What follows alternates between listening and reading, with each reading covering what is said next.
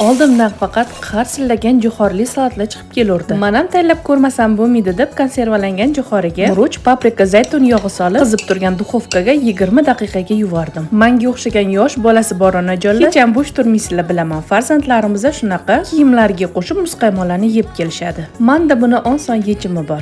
Sunrise Rossiyada ishlab chiqarilgan va ilg'or yapon texnologiyalar asosida yaratilgan ushbu kir yuvish vositasi o'tkir hidga ega emas. Kirlarni esa juda ham yaxshi tozalaydi. Rangli kiyimlarni rangini o'chirib yubormaydi va juda ham barakali. Korzinka va barcha shahar do'konlaridan topishingiz mumkin. Sizga foydali tavsiyamni berguncha, jo'xorilarimiz ham qarsildoq bo'lib pishib chiqishibdi. Endi to'g'rab olingan iceberg karamel, pomidor, bodring, ukrop, kashnich, qarsildoq jo'xorilarimizni solib sousini tayyorlaymiz. Mayonez, murch, ozgina limon suvi va zaytun yog'idan qo'shib, aralashtirib salatimizga qo'shamiz. Aytgandek, qarsildoq jo'xorilarimizni yarmini solib, yarmini bezak uchun olib qo'ying. Bu salatning mazasi sizni qayta va qayta tayyorlashingizga arziydi. Oling siz ham yeb ko'ring.